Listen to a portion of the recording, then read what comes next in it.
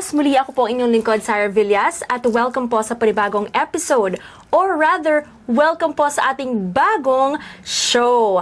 Para po sa araw na ito, makakasama po natin ang psychic ng Holy Mount Banahaw na walang iba kung hindi si Tito Boy. Tito Boy, welcome po and magandang araw po. Magandang araw din sa iyo, Sarah, at mapagpalang araw sa iyo, Sarah. Sa pagpalang araw. So, One Pilipinas, napaka-special po ng interview na ito dahil ito po ay hindi lamang basta usapan. Ito na rin po ang ating grand and official launching ng ating bagong show sa One Pilipinas. At ito ang One Gabay. Ayan. At para po makilala po natin ang ating host para sa ating bagong program, again, let me introduce Tito Boy from Holy Mount Banahaw. Ave Maria Purisima, ako po ang inyong psychic Tito Boy na makakasama nyo dito sa programang One Gabay na kung saan ay ako ay binigyan ng pagkakataon ng One Pilipinas ipahayag at ipadama na may isang psychic Tito Boy na mag-guide sa inyo patungo sa tamang landas, sa spiritual, sa material, at sa lahat ng aspeto tungkol sa pagharap sa buhay na lang gamit ang salitang ang mag-isip na masama ay mapapasama, ang mag-isip na mabuti ay mapapabuti dahil may isang gabay na gagabay sa inyo, ang inyong psychic Tito Boy. Yes, ayan. So, Tito Boy, we're very excited na mas makilala po kayo. And let's get started, Tito Yes. Boy. Let's do this. Okay, Let's Tito go. Boy. Fast talk with Tito Boy na psychic. Yes, this is the card. Yes, this is the card. Ayan. Okay, so para po para din po sa kaalaman ng lahat, the One Gabay is actually the first modern spirituality show of the One Pilipinas. So before we jump on that, ayan po, kilalanin po natin ang ating nag-iisang psychic, Tito Boy. Ayan. So Tito Boy, kwentuhan mo naman kami. Siguro introduce po ninyo muna yung inyong sarili sa ating mga manonood. Ako po si psychic Tito Boy from Holy Mount Banahaw. Ang aking bansag ay psychic Tito Boy dahil yan ang nagpakilala sa akin bilang katauhan ko dito sa spiritual. Ako po ay natalaga na maglingkod bilang mananampalataya ng Holy Mount Banahaw.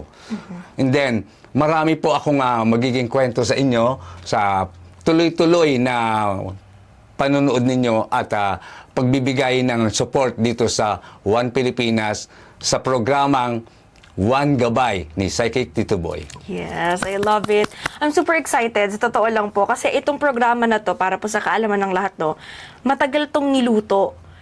Matalagang, we are really praying po, Tito Boy, to have a program na talagang mag-cater sa spirituality, especially to modern spirituality. Kasi, tingnan naman natin yung kalagayan ng bansa at ng mundo, di ba? Sobrang politics dito, issues doon. Why not maglaan naman tayo ng isang programa at ng espasyo sa digital space talaga na mag-cater sa spirituality, di ba? Yes, at may mga awareness or may mga spiritual awakening ay ating pag-uusapan. Dahil ako bilang Psychic Tito Boy ay gagabay sa inyo, kaya tutok lang dito sa One Gabay. Dito lang yan sa One Pilipinas. Yes, I love it. Walang rehearsal yon. On the spot yon. Ayan, so Tito Boy, ito na yon. Okay. Excited kaming malaman, mas kilalanin ka pa. So, Tito Boy, kwentuhan mo nga kami, how was your childhood like before ka mag-spirituality? Ano ba, parang yung family mo ba talaga, parang they're all into the spirituality side? Ganun? Sige. Ating ihahayag dito sa One Let's Gabay go. kung sino si Psychic Tito Boy. Lumaki ako ng adopted from 46 years. Akong inadapt ng aking kinilalang magulang. Ngayon, bata pa lang ako, nakakakita na ako o nakakaramdam na ako dahil nung 7 years old ako, sabi ko sa parents ko na nagpalaki sa akin, "Ma, may tao sa ulunan ko." Pero ang nakikita ko ay anino lang ng isang lalaki. Then, I found out na yung palang kaluluwa na yon ay ang father ko, na totoong tatay ko, kasi adopted nga ako for 46 years. Then at the same time, may mga kalaro na akong mga hindi nakikita katulad ng mga duwende nung bata pa ako. Ngayon, meron akong favorite spot ng pinaglalaruan na nilalagay ko yung mga tau-tauhan tsaka yung mga kotse-kotsihan. Kinukuha ko yung asukal, inaano ko, nilalagay ko doon. Yun pala yung sign na yung imaginary friend ko, yun pala, yung mga duwende na yon. And then, minsan nagugulat ako dahil yung tinira naming bahay, meron siyang tinatawag nilang white lady. Pag may bisita, ipapakita yun. Pero sa akin, normal ko siyang nakikita kasi bata pa ako. Ngayon, parang nagkaroon ako ng tantrums, ayaw ko na. Tumigil ako doon kasi sabi ko, hindi ito ang buhay ko. Gusto ko magkaroon ng normal na buhay. And then, lahat naman ng hinihiling ko, binibigay. Katulad ng, sabi ko, gusto kong makapagtrabaho sa pelikula. Kaya, as a psychic Tito Boy, ang totoong pangalan na ginagamit ko noon, yung adopted name ko. Hindi ko nababanggitin para walang confusing. Ngayon, nagtrabaho ako for almost ilang years din sa pelikula. Ano ko behind the scene. Behind the scene. Ano ko, ang katawagan sa akin, schedule master. Yung bali, ako yung nag-handle ng schedule. Nagtrabaho ako sa Regal, sa Viva, at sa Star. Noong time na yon, talagang binaliwala ko yung spirituality. Pero dumating pa rin ang punto na yung nag-alaga sa akin, namatay na siya. Ngayon, sa burol, sabi ko, since na alam ko naman na adopted ako, hahanapin ko na yung aking totoong magulang. Ang edad ko niyan ay 46 years old. 46. Ngayon, saktong-sakto, pagkalibig niya na October, pagdating ng February, nagpunta kami doon sa isang, sabihin natin, religious church dito sa Taal, Batangas na Berhing Sasay. Diner ko siya, sabi ko, kung totoo kang, sabihin natin sorry the word kung totoo kang nagmimilagro ka, ipakita mo sa akin ang magulang ko. That was February. Pagdating ng April, ito pa yung alignment. Pagdating ng April, mahal na araw, Merkury Santo, wala kaming pasok sa work.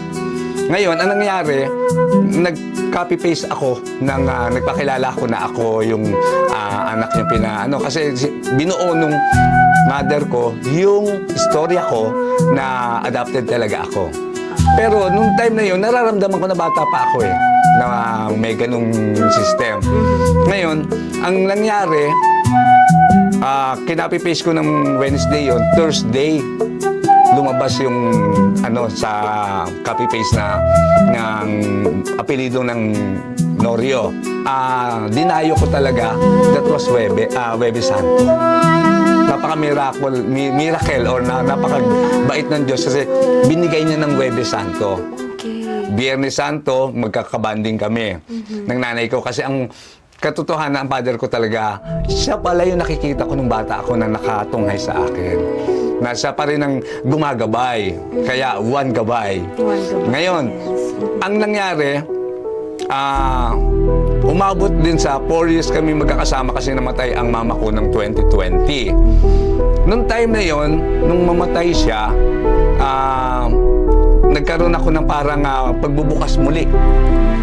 Dahil soul searcher ako, nagso-soul searching ako sa sarili ko, bakit ako may ganitong gift.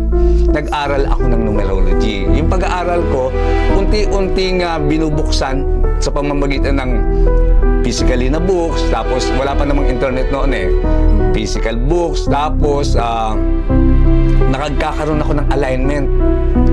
Ngayon, balik tayo dun sa na nakita ko na yung mga magulang ko. And then, ang naging problema ko noon time na yon, nagkaroon ng pandemic, di ba? Namatay kasi ang nanay kong totoo na 2020, February 1. Tapos pagdating ng March, pag 40 days niya, na-lockdown ako. Tapos lahat ng napag-aralan ko sa numerology, parang nag-flashback kasi isang taong kan nasa loob ng nasa loob lang ng bahay dahil lockdown nga Ngayon, ang nangyari, pinahiwatig sa akin ng numerology yung 2020. Na ang 2020 pala ay vision ng ating mata. Vision, yes. Opo. Ngayon, 2020. sinabi din sa akin na 5 years lang tatagal yung pandemic or ganyan. Yung palang 2020 is a spiritual awakening na. Ngayon, nag-decide ako na, kasi mag-work ulit. Kasi nagkaroon ng 2021 na work ulit na konti Yes, yes. Racket-racket lang. Kasi nag-work nga ako, di ba, sa movie industry. Yes. Galing ako sa MNL 48 ng Showtime. Oh! Ako yung road manager ng Wow! ano yun, Team L. Okay po, Ngayon, it's an honor. pagdating ng 2020, lahat yun nabura. Pero nung time na yun, ayoko talagang gamitin na yung spiritual gifts ko. Ayun, yun na. Talagang, ang 2020 pala, isa spiritual awakening ng lahat. Ng lahat. Ngayon, pagdating ng 2021, ito na yung moment ng sad. So, tuloy-tuloy na ako nag-work. Nangyari, nag-second life ako. Nag-near-death experience ako. Okay. Ngayon, kala ko yung pag near-death experience ko is a part of physical na mamamatay ka na. Ang nakakatuwa pang moment nito, hindi naman totally nakakatuwa. Yes. Ang magandang hiwaga na binigay sa buhay ko, yung pagbagsak ng katawang physical ko sa ER. Di sa ER, okay. Nagkaroon ng liwanag na ganito, pero hindi ganito, mas maliwanag pa. Doon tinaas ko yung kamay ko. Sabi ko, Lord, Panginoon, kayo na po ang bahala sa kaluluwa ko. In a few seconds, may nagsalitang boses. Ang sabi niya, anak, hindi kita pababayaan. So parang, na-solve yung, kasi yung boses niya parang talagang, alam mo yung boses doon sa kay Jesus Christ na pag nanonood ka ng Yes. every Holy Week. Pag Holy Week, yes. Ganun na ganun. Tapos ang sarap pakinggan. So sabi ko, pag dilat kong ganun, ang dami na nakakabit na aparato oxygen. sa Kasi yung oxygen kasi na maliliit, hindi na kasya sa akin. Kasi ang naging sakit ko is severe pneumonia. Ito pa ang pinaka, doon, na maa-amaze ka. Pagdating ko ng pang-4th day, pinatanggal ko siya talaga lahat. Kasi hindi lang yun dahil lumalaki ang bill. Okay, okay. Ngayon, ang nangyari, gusto ko nang lumabas ng pag 7 days. Kasi nga, pag di ako lumabas, tataas pa yung bill. Bills. Napakabait ng angel ko talaga na ang nag-ayos nung aking para mawala yung stress ko dahil binalikan ko yung boses, sabi ko, Lord, sabi niyo, hindi niyo ako pababayaan. Nai-stress na ang kuya ko. Nai-stress na ang lahat dahil ang laki ng babayaran. Ngayon, parang ginaidan yung pamangking ko, inayos niya yung PhilHealth ko. Yung ang boss ko naman kasi ang binigay niya yung kalahati lang doon sa bill. Hindi na natin banggitin para walang Okay, yes money po. Ngayon, ang nangyari, sabi nung boss ko na nagbigay, ito na lang yung kaya namin itulong. So, binalikan ko yung boses ulit. Sabi ko, kala ko po hindi niyo ako pababayaan.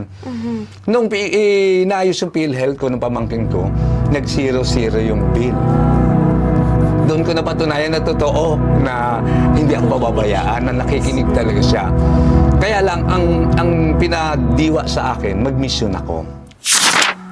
So, ayun na. Ayun. Nagtrabaho pa rin ako, pero Holy Mount Banahaw na nakikita ko at na naramdaman ko kasi.